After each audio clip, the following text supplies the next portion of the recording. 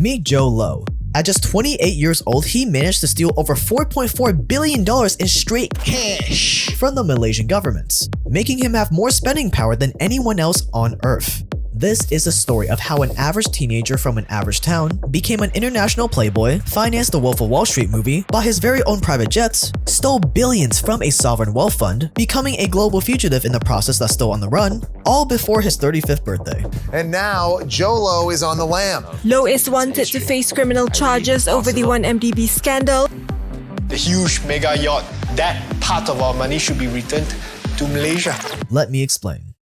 Joe Low was born into a well-off family. Definitely not billionaire kind of rich, but the I sent my kids to international boarding school kind of rich. His family put a lot of importance on education and sent him to some of the best schools in England and the US, which meant Joe Low rubbed shoulders with actual wealthy families, Middle Eastern royalty, old money trust fund babies, and the kind of kids that would expect a supercar and a performance by Britney Spears for their birthday.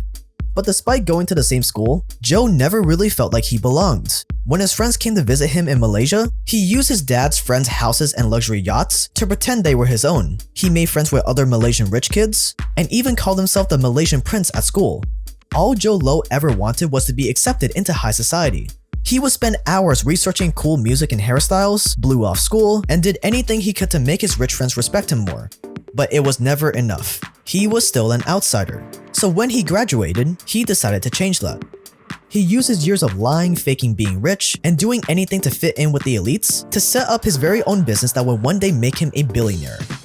You see, his life among the wealthy elite had taught him one thing: wealth and influence, or even just the appearance of it, opens doors. And this lesson would make Joe Low one of the greatest con men the world has ever seen.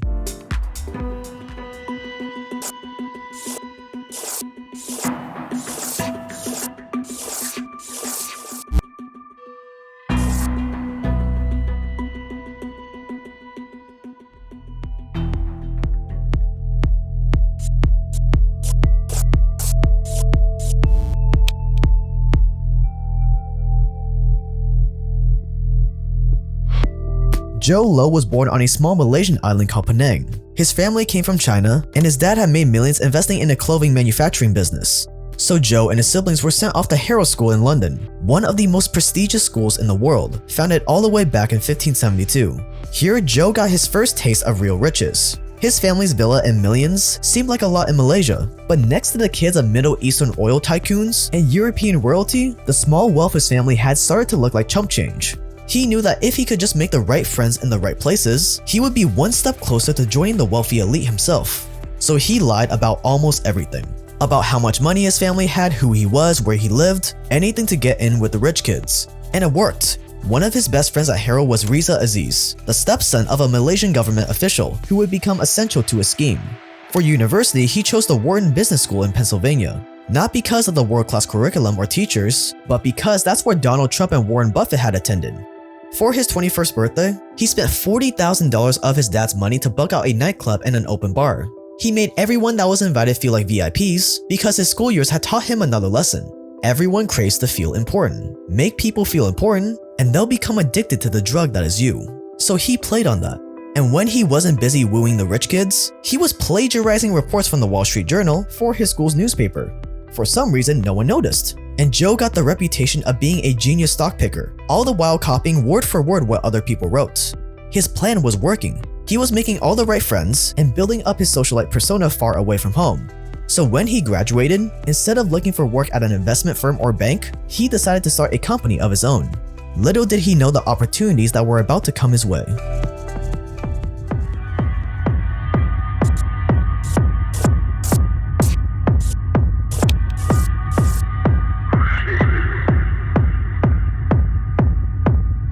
Joe's very first company was the Winton Group.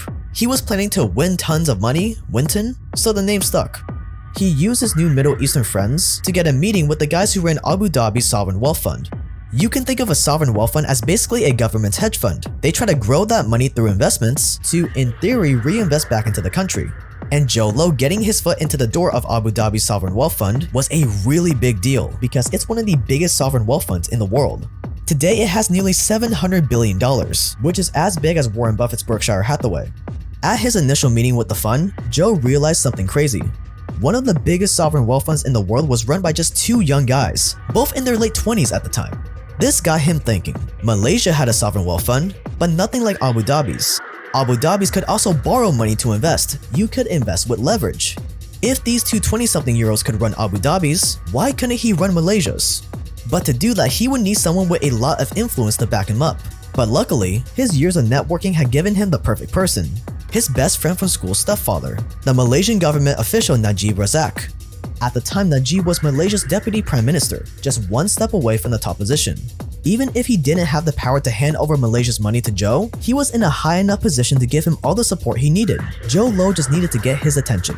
By luck, around the same time Zhou Luo was seriously looking for a way to get into Najib's good graces, Malaysia's sovereign wealth fund, called Khazanah, was looking for investors for a construction project.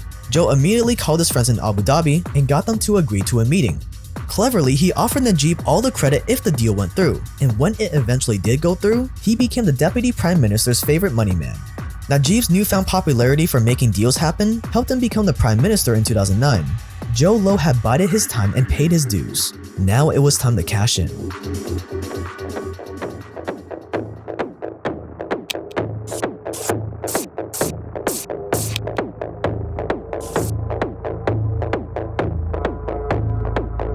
After Najib became prime minister, Zhou Luo found himself in a position of unlimited influence, and he wasted no time using it.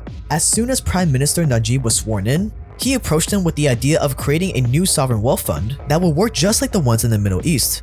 Najib had complete trust in Zhou's abilities, so he agreed. They called it the One Malaysia Development Berhad, or the 1MDB Fund. It was supposed to invest in green energy and tourism jobs. Najib was the fund's chairman, and Zhou Luo an unofficial advisor. Zhou had the prime minister in the palm of his hand. Zhou had helped him reach the highest point in the Malaysian government, so whatever Zhou requested was as good as done.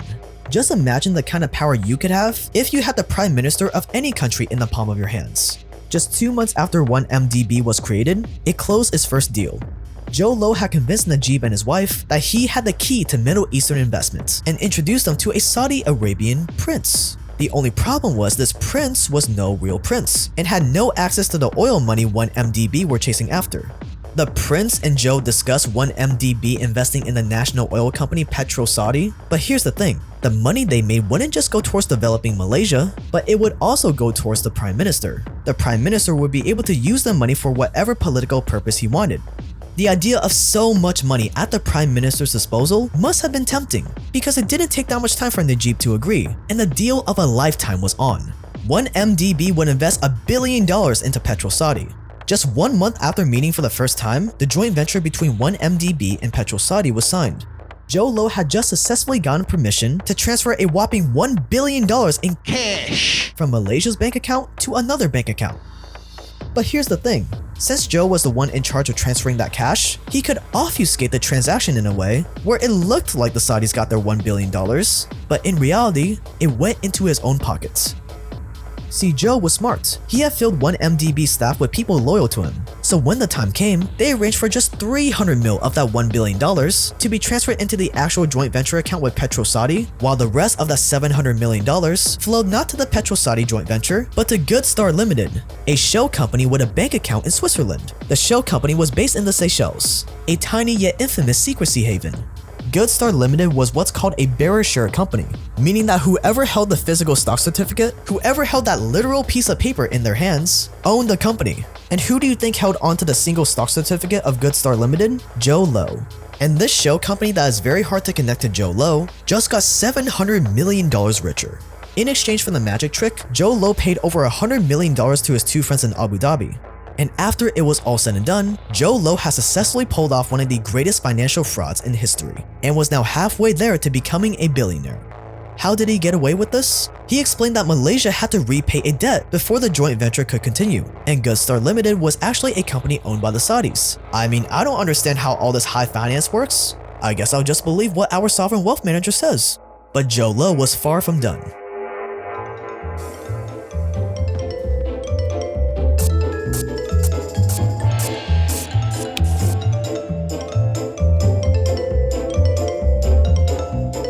With one successful con under his belt, Zhou started looking for more. 600 million was great and all, but there was still opportunity to make even more. so Lowe focused on his next targets. Tim Lesner, head of Goldman Sachs Asia division. He had given him the special treatment he learned in school, he flew him out to Abu Dhabi, got him meetings with one of the richest sheikhs in the world, and made sure he had the complete luxury experience. Why was Tim Lesner a target? Because he was about to get 1MDB $3.5 billion from bond sales to buy coal power plants. They were going to package these power plants into one company and go public on the Malaysia Stock Exchange. Joe hoped this money would help cover 1MDB's losses. The only problem was, 1MDB had no credit rating, so bond sales were almost impossible.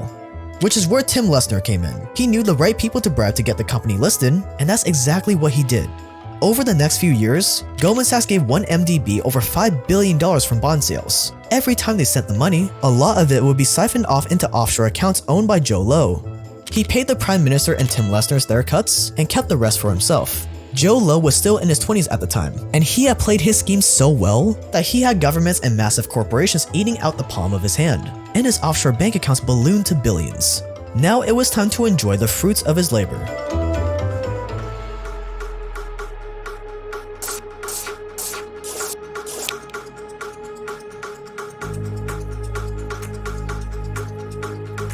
For most of the billionaires you see on the Forbes list, most of their net worth is tied up in company stock, like Elon with Tesla or Bezos with Amazon stock. But Joe Lowe was different. His $4.4 billion was in straight hard liquid cash. He had more spending power than anyone on earth. Joe Lowe had finally made it. He was rich, and not just comfortable kind of rich. Oh no, Joe Lowe was obscenely rich, and now it was time to party. He would buy out clubs, throw secret parties with people like Leonardo DiCaprio and Paris Hilton, and even gave Kim Kardashian a Ferrari as a wedding gift. He bought a private jet, luxury yachts, and multi-million-dollar mansions all over the US, but not even that was enough. In an incredibly ironic move, Joe Lowe pretty much financed the entire Wolf of Wall Street movie with money he stole from the Malaysian governments. Seriously, not making this up. He was such great friends with Leo that he gifted him millions of dollars of rare arts.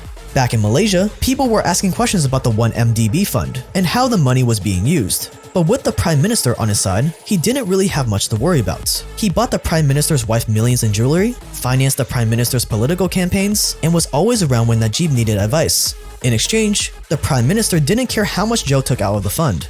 For Joe, there was nowhere to go but up. All he had to do was keep Najib in power, and he could keep spending. So he let the Prime Minister hand out millions to charities and throw massive campaign events on an almost limitless budget, all coming out of 1MDB. Joe Lowe was untouchable, or so he thought.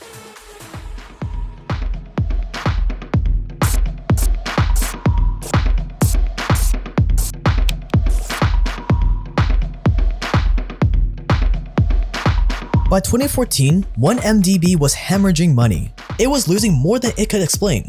By this point, 1MDB went from apparently having billions to having $10 billion in debts and only $20 million in cash.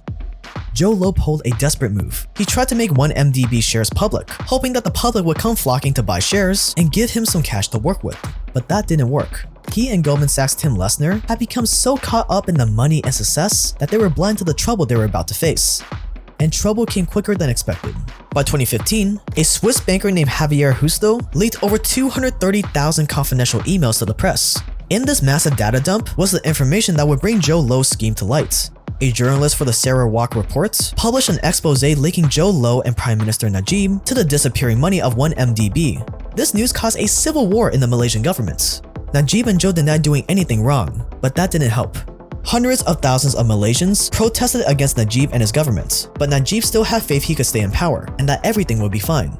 But as expected, he lost the next election and was arrested for trying to flee the country in 2018. And Joe Lowe, he was long gone. Almost $1 billion of the money he stole had been seized, but Joe himself has disappeared into thin air. All we know for sure today is that he's somewhere in China. His love for luxury and fame didn't die down though, as he's sometimes spotted in clubs or private parties, only to disappear soon after. The last widely reported sighting of him in the news was ironically in Wuhan back in February 2020, when the world was getting really riled up.